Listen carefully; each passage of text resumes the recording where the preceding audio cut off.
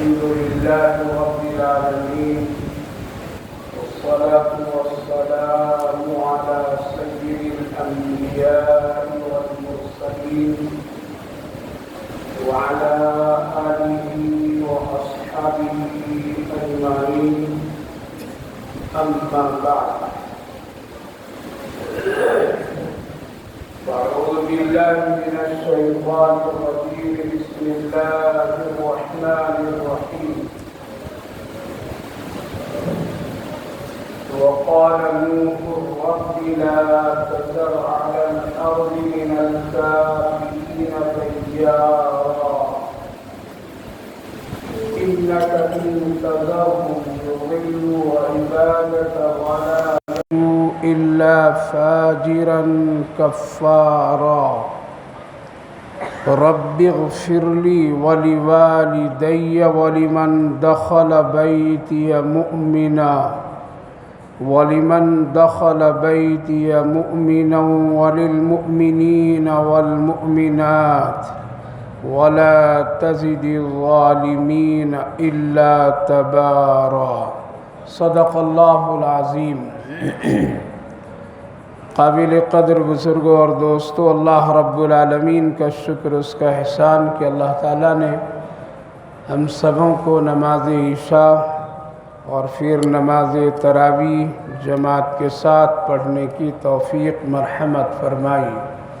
اللہ تعالیٰ قبول فرمائے، آخرت کے لیے نجات کا ذریعہ بنائے اور مزید عمل کی توفیق نصیب فرمائے. آج 29واں جز پونا حصہ پڑھا گیا ہے. گویا کہ قرآن کریم بالکل مکمل دور کے قریب ہے. جب پہلی تراویح ہوئی تھی تو لگ رہا تھا ابھی کتنا ہے، ابھی 30 جز، پتہ نہیں کیا ہوگا. اللہ رب العالمین نے آسان کر دیا. ان کے بھی رمضان گزر گئے جو تراویح کچھ پڑھے کچھ نہیں پڑھے، ان کے بھی رمضان گزر گئے جن کے لیے اللہ نے پورا قرآن سننے کی توفیق عطا فرمایا اور سنے. لہذا قرآن کریم سے محبت پر اللہ بہت ساری آسانیاں پیدا فرما دیتا ہے. اب ایسا لگ رہا ہوگا سب کو کہ بس ہو گیا، لیکن قرآن کو برابر پڑھتے رہنا، سنتے رہنا، یہی اصل ہے قرآن سے تعلق اور محبت.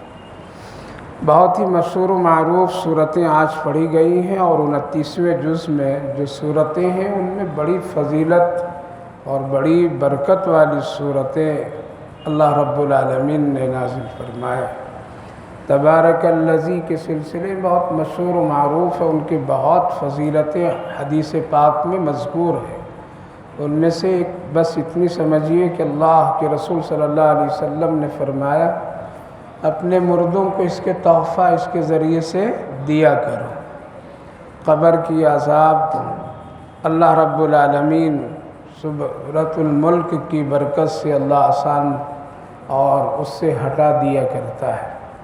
اس لیے اپنے مرحومین کے لیے وقتاً فوقتاً سورۃ الملک کی تلاوت کے لیے اور اس کے ذریعے سے تحفے میں بھیجا کیجیے.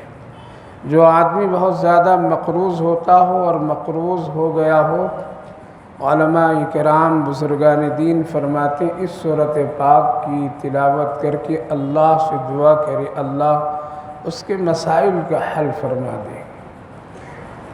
بعض علماء کرام کی تجربہ بھی ہے اور تجربے کی روشنی میں لوگوں کو بتاتے ہیں کہ اگر سورۃ الملک کی برابر تلاوت رکھی جائے تو کینسر سے اللہ رب العالمین محفوظ رکھتا ہے. اور بہت ساری اس کی فضیلتیں ہیں. اس وقت اگر گفتگو ہر ایک سورت کی فضیلت پر کروں تو کافی وقت چاہتا ہے. اس وقت میں نے ایک بڑی مشہور و معروف سورت اور مشہور و معروف نبی کے نام کی سورت کی تلاوت کیا ہوں، اور وہ ہے سورہ نوح. حضرت نوح علیہ السلام بہت ہی مشہور و معروف نبی ہیں. سب سے لمبی عمر پانے والے حضرت آدم علیہ السلام کے بعد اللہ تعالیٰ نے حضرت آدم علیہ السلام کو 1000 سال کی عمر عطا فرمائی اور پھر اللہ گھٹانا شروع کیا تو گھٹتے گھٹتے آج تک گھٹ ہی رہے اور گھٹیں گے. حضرت نوح علیہ السلام سے 50 گھٹائے اور ان کو عمر 950 سال دی. اور دنیا کی عمر بھی اسی ترتیب سے ہے جس طرح سے انسانوں کی عمر گھٹتی گھٹتی یہاں تک پہنچ گئی ہے، دنیا کی بھی عمر گھٹتی گھٹتی کم ہو گئی ہے. یہ آخری پوائنٹ پر دنیا بھی چل رہی ہے. جس طرح سے 1000 میں 10 پوائنٹ انسان کی عمر کو ختم کر کے اللہ تعالیٰ اب 70 80 100 اس سے زیادہ نہیں، تو گویا کہ 9 پوائنٹ دنیا کی جو ہے وہ حصہ ختم ہو چکا. اس طرح سے انسان کی عمر ختم. اسی لیے آقا کریم صلی اللہ علیہ وسلم سفر معراج میں جب آپ تشریف لے جا رہے تھے، آپ کے ساتھ حضرت جبریل علیہ السلام بھی تھے، تو آپ سے کہا یا رسول اللہ 2 لوگ ملیں گے، وہ سلام بھی کریں گے، آپ ان کی طرف دیکھیے گا بھی نہیں اور جواب بھی نہیں دیجیے. جب راستے سے گزرتے ہوئے آپ پہنچے ہوں اس مقام اور منزل پر، تو ایک عورت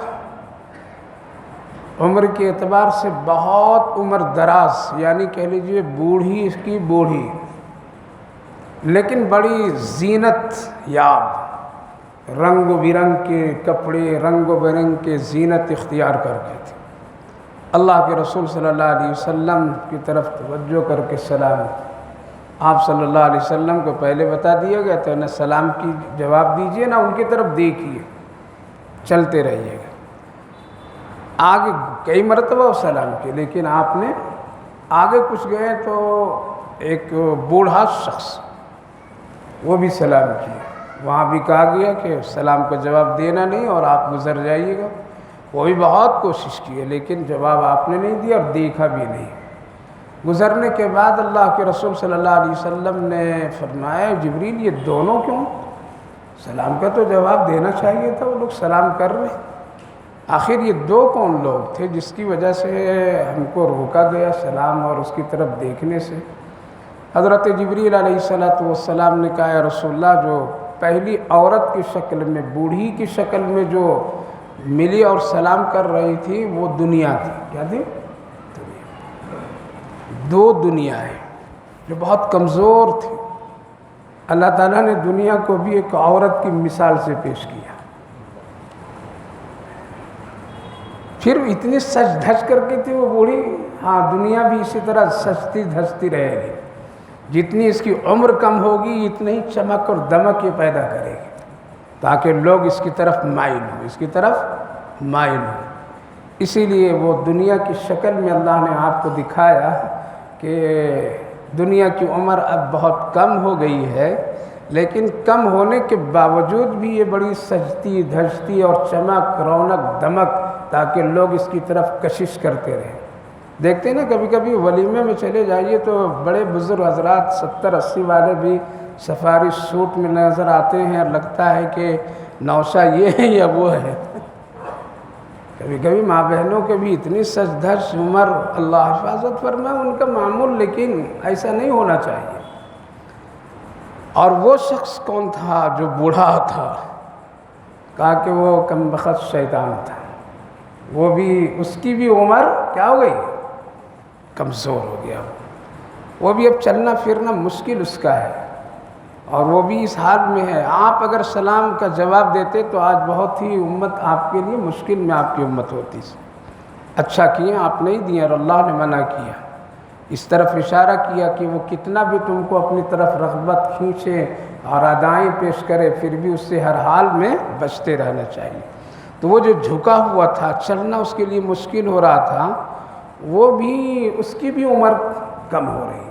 اس کی موت تو نہیں، موت تو ایک ہی مرتبہ جہنمی سیدھے پہنچے گا وہ، لیکن عمر اس کی بھی کمزور. تو میرے بھائی بزرگوں، عرض یہ کرنا ہے کہ ہر ایک چیز کی عمر کیا ہوتی ہے؟ گھٹتی ہے۔ ہم لوگ اگرچہ گنتی الٹی گن لیں تو اس سے کچھ ہوتا نہیں ہے۔ اب بچے کے برتھ ڈے منانے میں خوشیاں منا لیں، حالانکہ اس کی عمر نہیں بڑھی ہے بلکہ عمر کیا ہوئی ہے؟ گھٹی ہوئی ہے۔ اگر اللہ نے اس بچے کی عمر 80 سال رکھ دیا، 70 سال رکھ دیا، 1 سال کے بعد 1 سال آپ برتھ ڈے مناتے ہیں، کیا مطلب ہوا؟ اس کا 1 سال کم ہو گیا ہے۔ اب 1 سال اس کی عمر ختم ہو گئی، بڑا وڑا نہیں ہے۔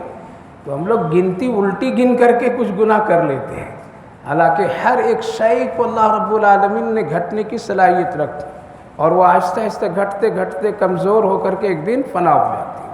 صرف ایک ہی ذات ہے اللہ کی جو ہمیشہ باقی رہنے والی ذات ہے۔ کل من علیہا فان ویبقی وجہ ربک ذو الجلال والاکرام۔ تو حضرت نوح علیہ السلام کی عمر 950 سال اللہ نے ہٹایا۔ بڑے برگزیدہ پیغمبر، بہت ہی محنت کش پیغمبر۔ آج یہ عنوان حضرت نوح علیہ السلام کے واقعات سے صرف 2 باتیں مجھے بتانی ہیں۔ ایک ہے دعا اور ایک ہے بد دعا۔ جانتے ہیں نا، اللہ تعالیٰ نے ہر چیز کو جوڑی بنایا ہے۔ رات ہے تو اس کے مقابلے میں اندھیری ہے، تو اس کے مقابلے میں دولت ہے، تو اس کے مقابلے میں غریبی، امیر غریب، نیکی ہے تو اس کے مقابلے میں گناہ، صحت ہے تو اس کے مقابلے میں بیماری، علم ہے تو اس کے مقابلے میں جہالت۔ ہر ایک چیز کو اللہ نے جوڑی بنائی۔ کیوں ویسا بنایا ہے؟ اس لیے بنایا تھا تاکہ تم کو صحیح سمجھنے کی توفیق ملے گی، قدر کرو گے۔ اور اگر اس کے مقابلے میں دوسری چیز نہ ہوگا تو تمہیں قدر سمجھ بھی نہیں آئے گا۔ کھٹا ہے تب ہم کو پتہ چلتا ہے کوئی چیز میٹھی بھی ہے، میٹھی ہے تب ہم کو پتہ چلتا ہے کوئی چیز کھٹی بھی ہے۔ اگر یہ دونوں چیزیں برابر نہ ہو تو آدمی ایک دوسری چیز کی قدر ہی نہیں کرے گا۔ اسی لیے اللہ تعالیٰ نے ساری چیزوں کو جوڑے جوڑے میں بنایا۔ تو ایک ہے دعا اور ایک ہے بد دعا۔ یہ دونوں چیزیں ہیں۔ ہم سب کو حکم ہے کہ دعا کرو، بد دعا نہ کرو۔ بد دعا کرنے کا حکم نہیں ہے، بد دعا کرنے سے منع کیا گیا ہے۔ ہاں چند ایسے مواقع اور چند لوگوں کے لیے ہے، وہاں اس کی گنجائش ملتی ہے، لیکن عام مسلمانوں کے لیے حکم ہے کہ ایک مسلمان کے لیے تو کبھی بھی بد دعا نہ کرے۔ ایک مسلمان اگر کسی مسلمان پر ظلم بھی کرتا ہے تب بھی بد دعا نہ کرو۔ پھر کیا کرے گا بھائی؟ حکم یہ ہے کہ اس کی صرف شکایت کرو تم اور صبر کرو، 2 چیزیں۔ کیا کرنا ہے؟ شکایت الگ چیز ہے، بد دعا الگ چیز ہے۔ آپ شکایت اللہ سے کر دیجئے، یہ ہے ایمان کے اللہ ہم بہت کمزور ہے، یہ ظالم مجھے ستا رہا ہے، یہ بھی میرا ایمانی رشتہ بھائی ہے، اللہ ایسا ایسا کر رہا۔ آپ وہاں ڈال دیجئے درخواست، اس عدالت میں بھیج دیجئے۔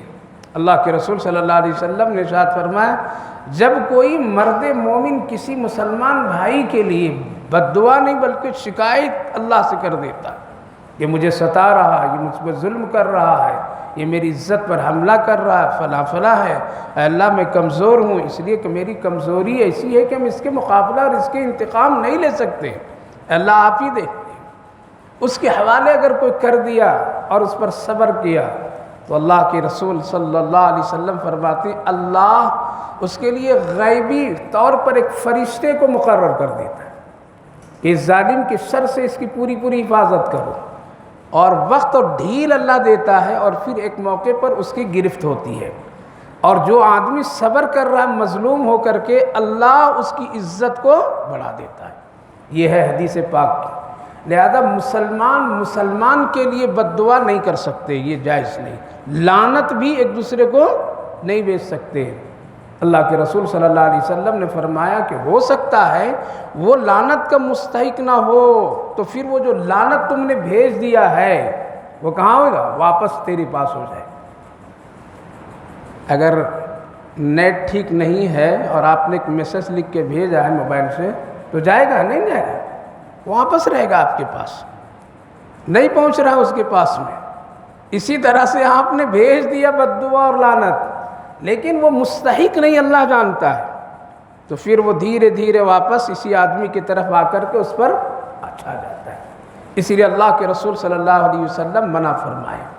اس آیت کریمہ میں حضرت نوح علیہ السلام کی ایک بد دعا ہے جو آپ نے بد دعا کی۔ کیا کہا؟ وقال نوح رب لا تذر علی الارض من الکافرین دیارا۔ حضرت نوح علیہ السلام نے کہا ہے میرے پروردگار اس روئے زمین پر ایک بھی کافر کو مت چھوڑیے، سب پہ گھر برباد کر کے رکھ دیجیے۔ ایک پیغمبر، ایک نبی اللہ کے بندوں کے لیے کیا کر رہا ہے؟ بد دعا۔ اور ایسے ہی نہیں، اتنے ہی نہیں، کسی گھر بار برباد کیجیے۔ اِنَّكَ إِن تَذَرْهُمْ يُضِلُّوا عِبَادَكَ وَلَا يَلِدُوا إِلَّا فَاجِرًا كَفَّارًا۔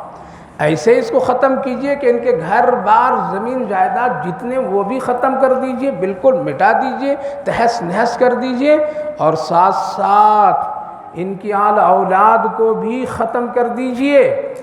اَن يُضِلَّكَ، اگر یہ زندہ رہ گئے ہیں تو آپ کے نیک بندوں کو کیا کریں؟ گمراہ کرتے رہیں گے، اور پھر ان کے نسلوں سے بڑے فاجر اور فاسق بدماش لوگ پیدا ہوں گے۔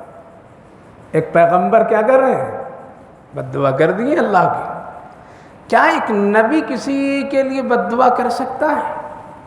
ہم سب کے آقا نبی کریم علیہ السلام کی سیرت پاک کو اگر ایک بہت ہی سرسری نظر، گہری نظر بعد میں سرسری نظر پر بھی دیکھیں تو آپ صلی اللہ علیہ وسلم کبھی بھی کسی کے لیے بد دعا نہیں کی۔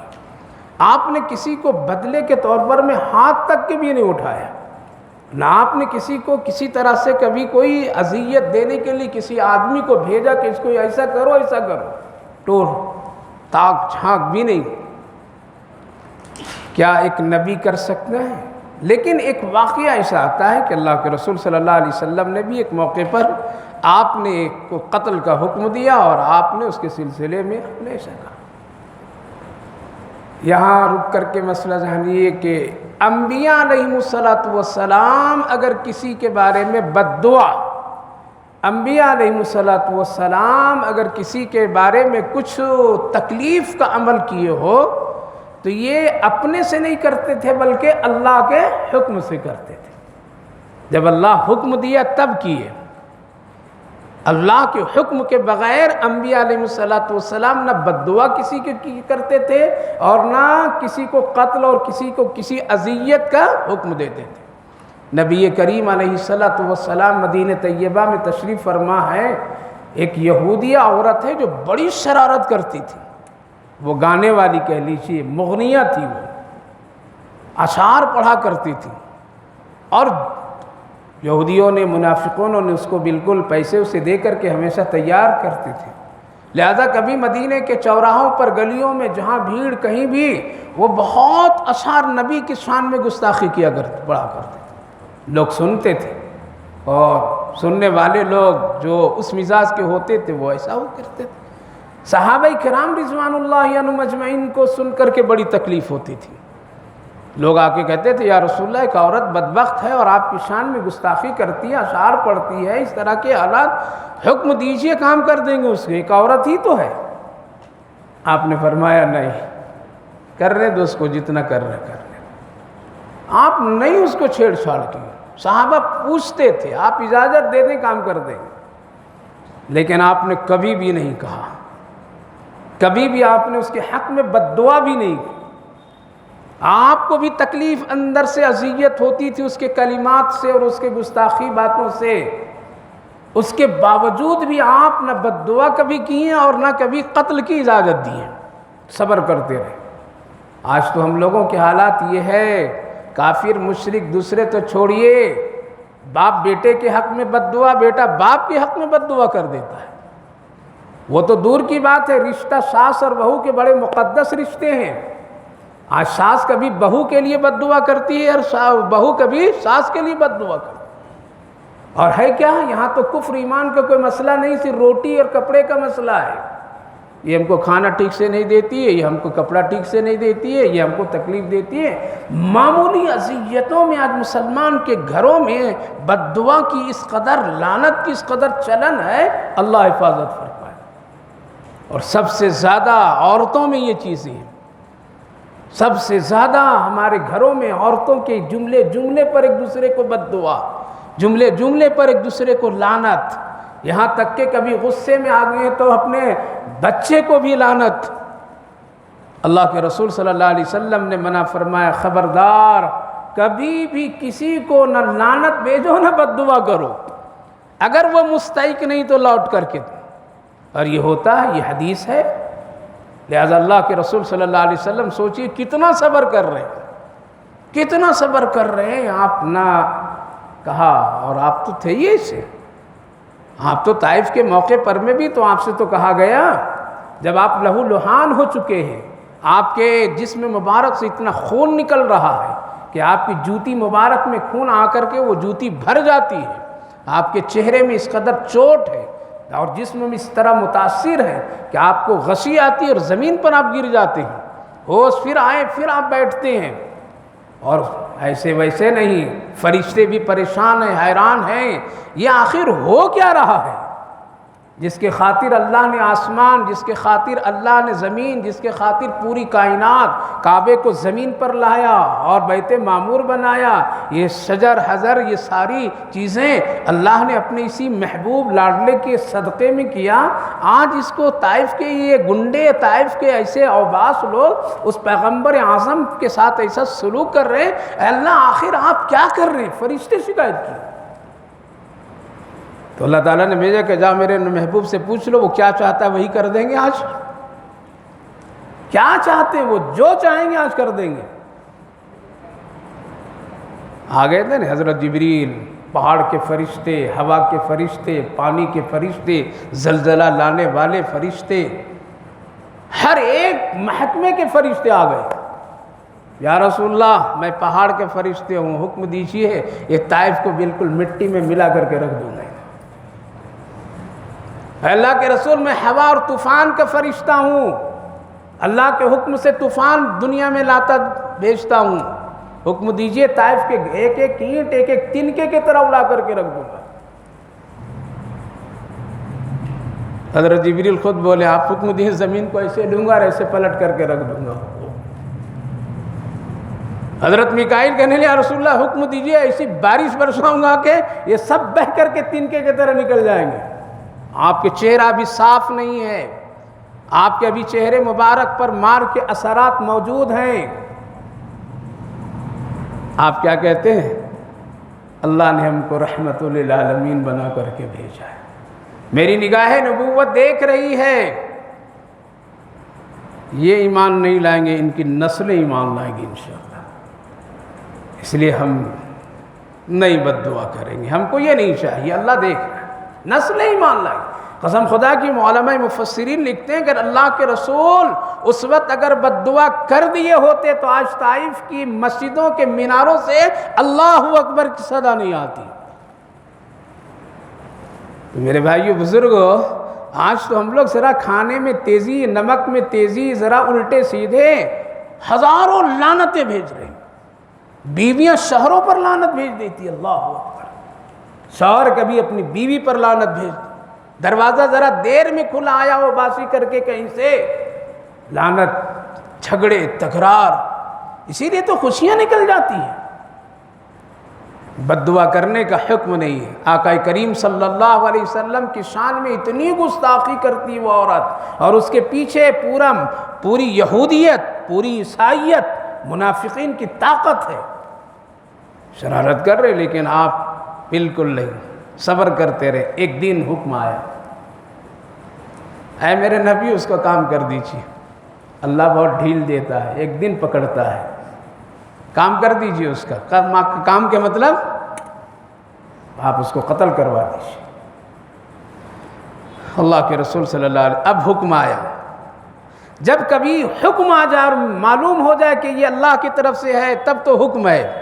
اسی لیے کافر کو کافر بھی کہنے کے لیے روکا گیا اسلام میں۔ کیوں ہو سکتا ہے کہ کل یہ ایمان لے آئیں، لیکن اگر کفر پر خاتمہ ہو گیا تو مسئلہ پھر الگ ہو جاتا ہے۔ اب نہ اس کے حق میں مغفرت کی دعا، نہ اب اس کے حق میں کسی طرح سے، یہ اب کفر پر گیا ہے۔ جب تک کہ زندہ ہے تو حکم یہ ہے تم پر وہ جتنا بھی ظلم کرے تو دو پہلو ہے، یہ کہو اے اللہ ہدایت ہے تو ہدایت دے دیجئے، اور اگر ہدایت نہیں ہے اس کے حق میں تو ہم اس کی شر اور فتنے کو برداشت نہیں کر سکتے، آپ اس کے فتنے سے ہم سب کی حفاظت فرمائیے، چاہے اس کو دنیا سے اٹھا لیجئے، چاہے زمین میں گاڑ دیجئے، یہ آپ کے حق میں ہے۔ لیکن حکم نہیں ہے کہ اس بھی تو مسلمان تو بڑی دور کی بات ہے، ایمانی رشتہ تو بہت اہم ہے۔ اللہ کے رسول صلی اللہ علیہ وسلم عشاء کی نماز پڑھ کر کے آپ نے فرمایا کہ تم میں سے کوئی ہے جو جنت کا سودا مجھ سے کر لے؟ کیا ہے یا رسول اللہ؟ کہا کہ اس عورت کو کوئی، ہر ایک صحابی سمجھے ایک عورت ہی نے، وہ تو پھرتی ارتی رہتی نے، صبح کام کر دیں گے۔ کہا کہ انشاءاللہ سب اپنے اپنے، وہاں تو تالیاں نہیں مارتے تھے لوگ، دل میں عزم کر کے نکل گئے لوگ، ہر ایک کے یہی جذبہ تھا کہ کر لیں گے ہم، کوئی بڑا مشکل کام نہیں ہے۔ ایک صحابی مسجد نبوی کے کونے میں نابینا حضرت عبداللہ ابن ام مکتوم رضی اللہ، نابینا صحابی، اللہ کے رسول نے ان کو ہمیشہ معتکف بنا دیا تھا۔ ہم لوگ تو یہ 8 دن 3 دن 1 گھنٹہ 2 گھنٹے میں وہ بھی کتنے حالات پیدا ہوتے ہیں، زندگی بھر کے لیے آپ نے ان کو معتکف بنا دیا تھا۔ کیوں بنایا تھا؟ کہ حضرت جبریل علیہ السلام نے کہا تھا یا رسول اللہ اسی نابینا عبداللہ ابن ام مکتوم کی برکت سے مدینہ والوں کی نماز اللہ قبول کرتا ہے، اسی لیے بیٹھا دیا تھا آپ نے ان کو۔ وہ رات بھر دعا کیے، خوب دعا کیے، اے اللہ ہم تو جہاد میں بھی نہیں جا سکتے، اے اللہ ہم یہ بھی نہیں کر سکتے، اللہ یہ بھی نہیں کر سکتے، اللہ یہ بھی نہیں کر سکتے، آج بہت اچھا چانس ہے، جنت کا سودا ہے، نبی نے کہہ دیا ہے، اگر یہ کام آپ ہم سے لے لیتے تو بہت اچھا ہوتا۔ اللہ اکبر، نابینا ہے، لے لیجیے، اللہ ہم سے خوب گڑ گڑا ہے، خوب روئے ہیں، آپ کیسے لیں گے آپ ہی جانتے ہیں، چاہے آنکھ میں روشنی تھوڑی دیر کے لیے دے دیجئے یا کوئی رہبر بھیج دیجئے میرے پاس تاکہ یہ کام ہم کر لیں، آج نبی کے ہاتھ سے سودا ہوا ہے میرا جنت کا۔ اچانک کوئی آئے، ہاتھ پکڑا، کہا کہ چل، اور سیدھے ان کو لے کر کے وہاں تک پہنچا دیے۔ گھر چھوٹے چھوٹے ہوتے تھے، رات میں وہ صحن میں عورت تھیں، اور حضرت عبداللہ ابن ام مکتوم کام کر کے آ کر خاموش بیٹھ گئے۔ پھر اللہ کے رسول صلی اللہ علیہ وسلم فجر کی نماز سے فارغ ہوئے، آپ خود مصلی سے اٹھے اور اٹھ کر کے ان کی جگہ پر گئے اور ہاتھ پکڑ کر کے ان کو لائے اور لا کر کے کھڑا کیا اور کہا کہ لوگوں جنتی آدمی دیکھنا ہے تو دیکھ لو۔ اللہ، صحابہ کرام پریشان ہو گئی، یہ رات میں جنتی کیسے بن گیا؟ کیا کیا؟ کیا وہ کام تو نہیں کر دیا اس نے؟ آج ہم لوگ سوچتے نہیں ہم کو یہ ہے ہم کیسے کر سکیں گے، ہم کو یہ ہے ہم کیسے کر سکیں گے، ہم دین کی خدمت کیسے کر سکیں گے، ہم اتنی نمازیں کیسے پڑھ سکیں گے، قرآن کیسے پڑھ سکیں گے۔ ارے بھائی اللہ سے مدد مانگو تو دعا تو کیجئے کم سے کم۔ اللہ ہم کرنا چاہتے ہیں، کیسے کریں؟ آپ اسباب پیدا فرما دیجئے۔ ہم تہجد پڑھنا چاہتے ہیں، اللہ ہم کو اس کی توفیق ہدایت عطا فرما دیجئے۔ مانگتے بھی نہیں، بہانے میں ہم صرف اپنی پوری زندگی گزار دیتے ہیں، سوچتے رہ جاتے ہیں یہ کام ہمارا نہیں ہے، اللہ کی طاقت ہے، مانگ کے تو دیکھیے، اس سے معاملہ تو طے کیجئے۔ اللہ رب العالمین کی شان یہ ہے جب اس سے کوئی مانگتا، اس کی مرضی کے مطابق کوئی کام کرتا ہے تو ہر ایک چیز کو اللہ اپنی مرضی پر اس کو فٹ کر دیتا ہے، اور اگر اس کی مرضی پر کوئی چیز نہیں ہوا اور اس سے اگر مانگے بغیر اپنی مرضی اپنے نفس سے آپ کریں گے تو کرتے رہ جائیے گا، کامیابی نہیں ملے گی۔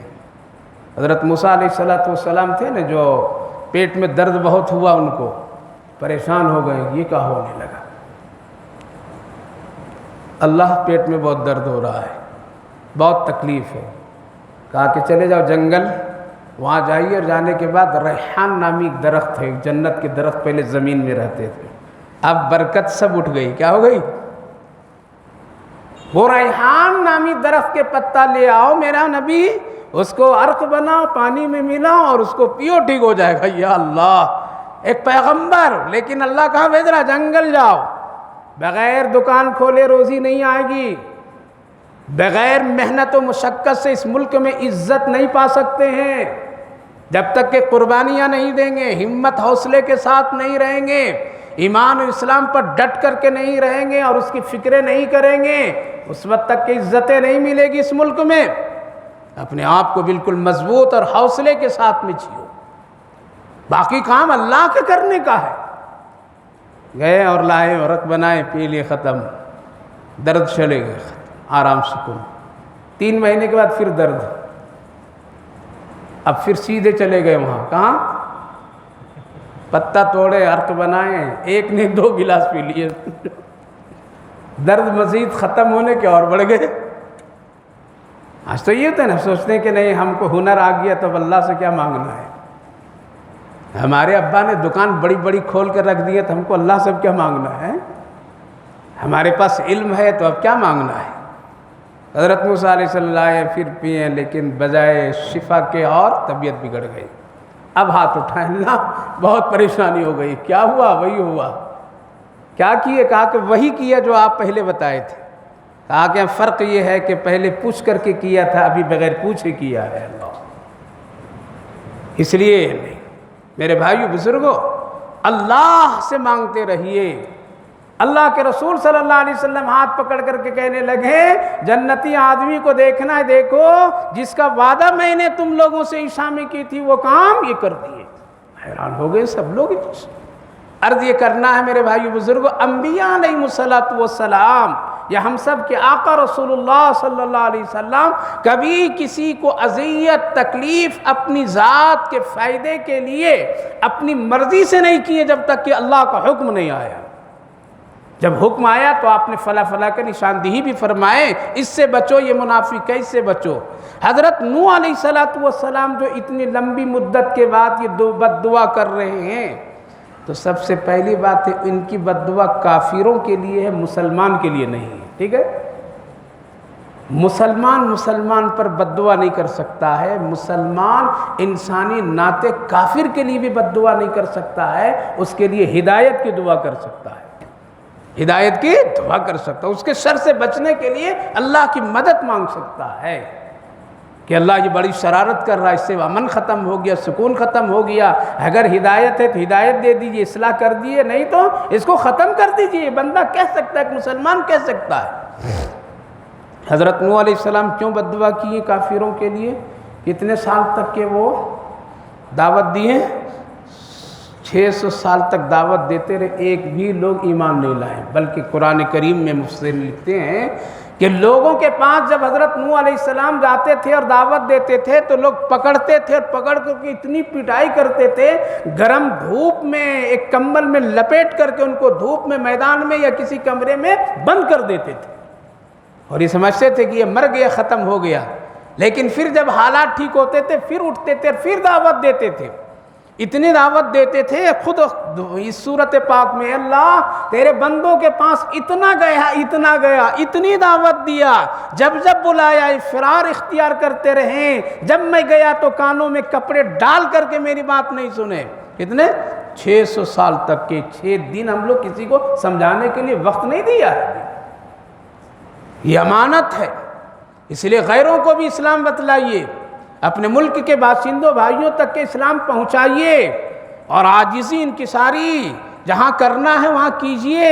اور خاص کر کے میرے بھائیوں بزرگوں میں دین، رسول اللہ کی سنت، شریعت، چاہے وہ عورت ہو یا مرد ہو، اس کو پھیلانے میں اگر کمی اور اپنے آپ کو دنیا کے عیش میں رہ کر کے بھلا دیے تو کل اللہ کے رسول پوچھ سکتے ہیں۔ امانت ہے۔ حضرت نوح علیہ السلام دعا کیے، اللہ رب العالمین چھوڑ دو، دعوت مت دو، اب دوسرا کام کرو، جا برتن بناؤ، جا لکڑیاں کاٹو، جا یہ کرو وہ کرو، ادھر ادھر لگاتے رہے۔ لیکن پھر بھی نہیں، ایک موقع پر کہا کہ اچھا چلو کشتی بنا لو، کیا کرو؟ کشتی بنا لو۔ کشتی بنائے، اس کے بہت تفصیل 12ویں جز میں اللہ نے بیان فرمایا۔ جب حضرت جبریل آتے تھے نقشہ بنا دیتے تھے، لکڑیاں سب فرشتے اس کو ٹھیک ٹھاک کر دیتے تھے۔ یہ بھی لکھا دنیا میں پہلی کشتی کون بنا ہے؟ حضرت نوح علیہ السلام، یعنی کارپینٹر کا کام پہلے کون؟ ایک نبی سے اللہ نے کرایا۔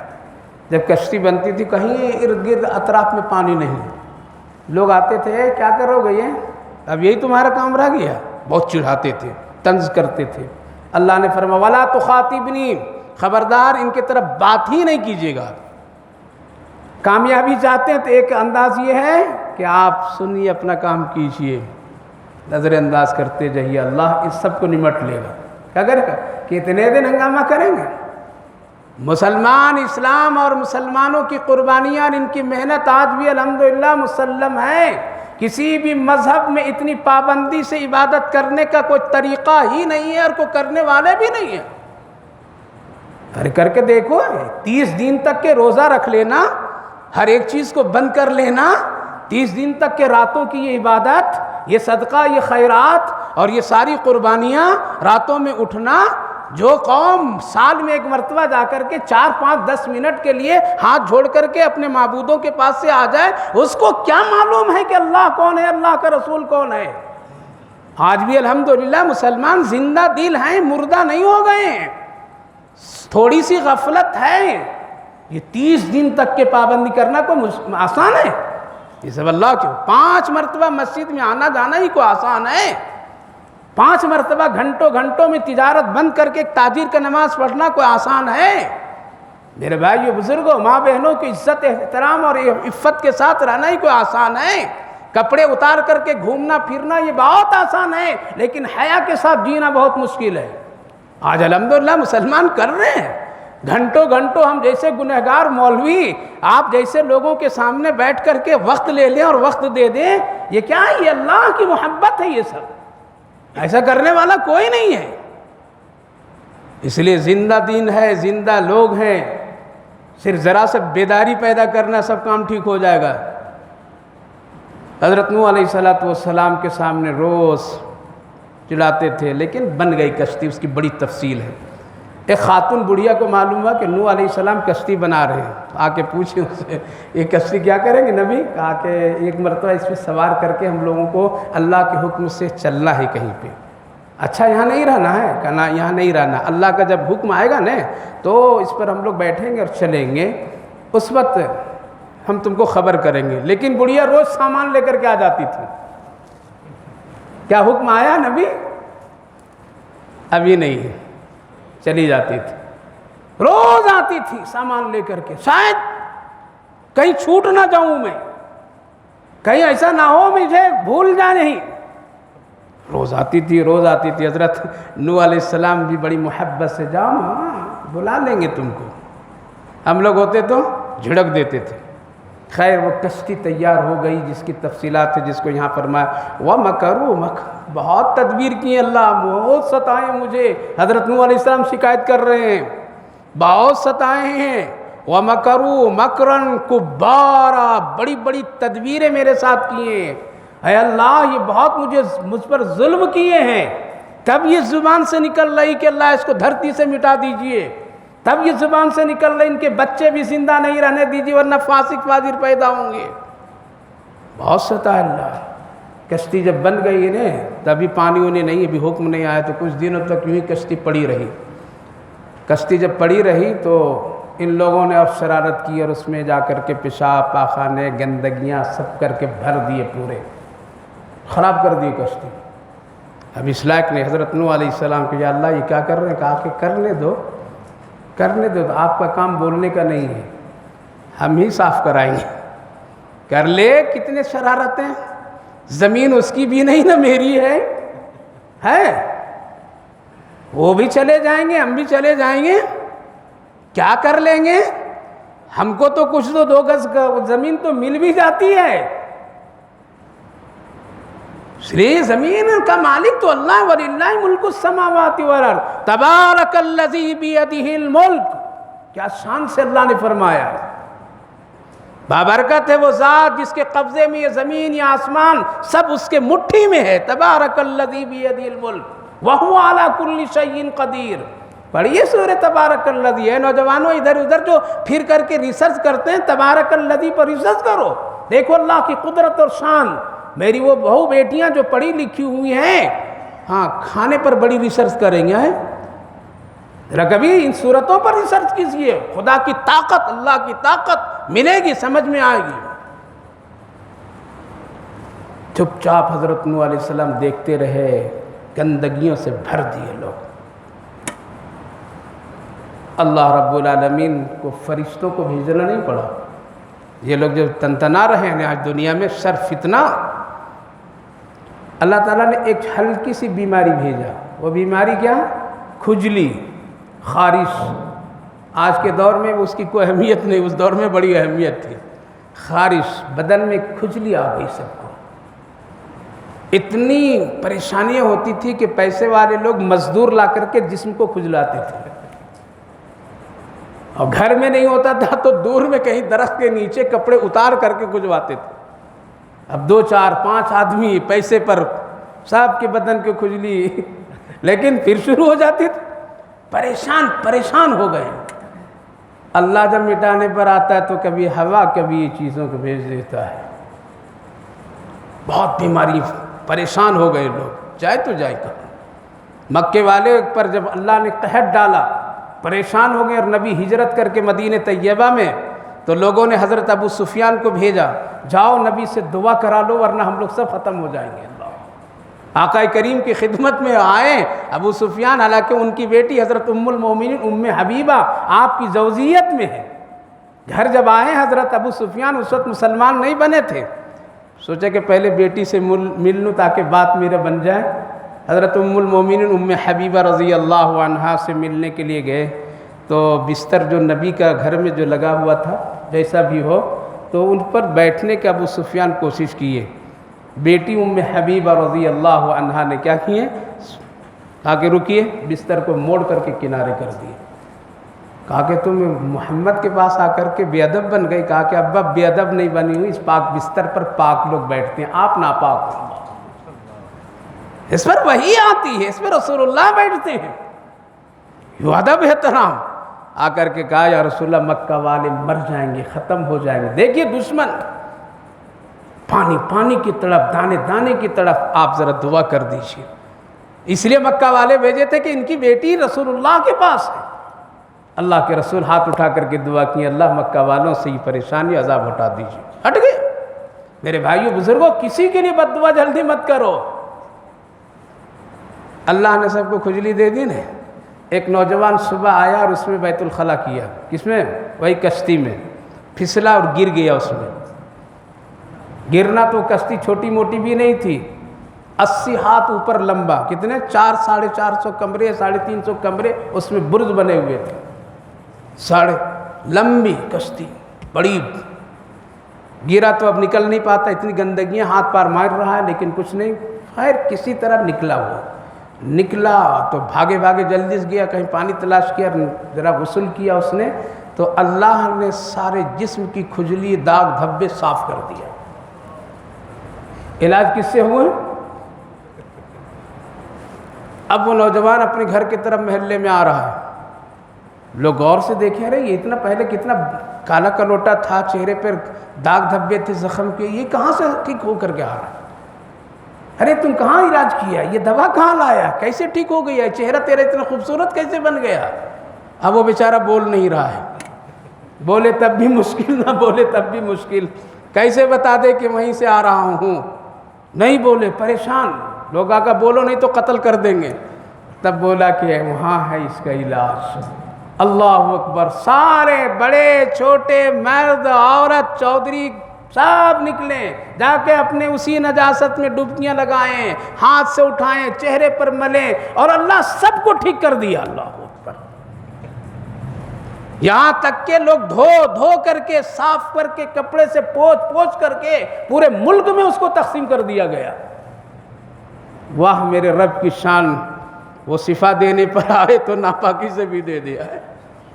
وَمَكَرُوا وَمَكَرُوا، ٹھیک ہے یہ تدبیر کر رہے ہیں، ہم یہ تدبیر کریں گے۔ اللہ نے فرمایا پیغمبر میرا نبی صاف کرا دیا نے، صاف۔ اب وہ پھر کشتی کا واقعہ ہے کہ بیٹھے اس میں جو بد دعا کیے حضرت نوح علیہ السلام، اے اللہ کیا کیجئے، ان کو بالکل مٹا دیجئے۔ حدیث پاک میں اس کی تفسیر کی روشنی میں اللہ نے پوری دنیا کو اس وقت ختم کر دیا۔ جس کو کہتے ہیں آدم ثانی حضرت نوح علیہ السلام. پھر حضرت نوح علیہ السلام کی زمانے میں پھر ایک مرتبہ دنیا کو پھر آباد کیے. پھر دریا، سمندر، پہاڑ، یہ سب کو اللہ نے کیا. اس کشتی پر کتنے لوگ بیٹھے ہیں؟ 40 مرد اور 40 عورت. اللہ نے فرمایا جوڑی جوڑی سب کو بیٹھا لو. کس کو؟ ہر ایک مخلوق نر مادے کو. درندے، پرندے، چرندے، سانپ، بچھو سب بیٹھ گئے اس میں. انسانوں نے اژدہا کو دیکھا تو ڈرنے لگے. تو سانپ نے کہا کہ ڈرو نہیں، تم اپنے پیغمبر کا نام لے لو، میں کسی کو بھی ڈسوں گا نہیں. اللہ سلام علی نوح فی العالمین سورہ صافات میں ہے، جس کے بارے میں علماء مفسرین فرماتے ہیں اگر تم کہیں ایسی جگہ پہ ہو، ایسے گھر میں ہو، ایسے جنگلات میں ہو، کہیں بھی ہو، اور اگر خوف ہے درندے، پرندے، چرندے یا کچھ اذیت موذی جانوروں کا، تو 3 مرتبہ سلام علی نوح فی العالمین درود شریف کے ساتھ میں پڑھ لو اور تالیاں مار دو. جہاں تک آواز جائے گی اللہ آپ کے دائرے کو حفاظت میں بنائے گا. باڈی گارڈ اللہ نے دیا ہے ہم کو. وہ باڈی گارڈ کہاں ہے جس کے پیچھے انسان وہ بھی اپنی جان کی فکر کرتا ہے؟ قرآن پڑھیے باڈی گارڈ. تو اللہ نے پھر اس کشتی کو چلایا اور پانی کہاں سے نکالا؟ تنور سے نکالا. جہاں سے آگ نکلتی تھی وہاں سے پانی نکال دیا تاکہ لوگ دیکھ لیں کہ کہاں اللہ کی شان ہے. اتنا پانی نکلا اوپر نیچے. اس کی تفصیل ہے کہ کشتی چلنے لگی اور جودی پہاڑ جو ہے وہاں تک کہ پھر وہ کشتی مکۃ المکرمہ آئی اور خانہ کعبہ بھی اس وقت سب ختم ڈوب گئے. اور ڈوبنے کے بعد وہاں کشتی 7 مرتبہ طواف کی اور پھر وہاں سے جا کر کے مصر کے وہ جودی پہاڑ جو ہے وہاں جا کر کے اللہ نے اس کو اٹکا دیا. کیا کیا؟ ادھر پورے کے پورے سب ختم ہو گئے. دنیا میں کوئی بھی نہیں، صرف 40 مرد اور 40 ایمان والے. اس سے پتہ چلا کہ ایمان والے سے دنیا آباد ہے. جس دن یہ ایمان والے کلمہ والے نہیں رہیں گے تم نہیں رہ سکتے ہو. تمہاری حکومتیں بھی نہیں رہے گی جب تک کہ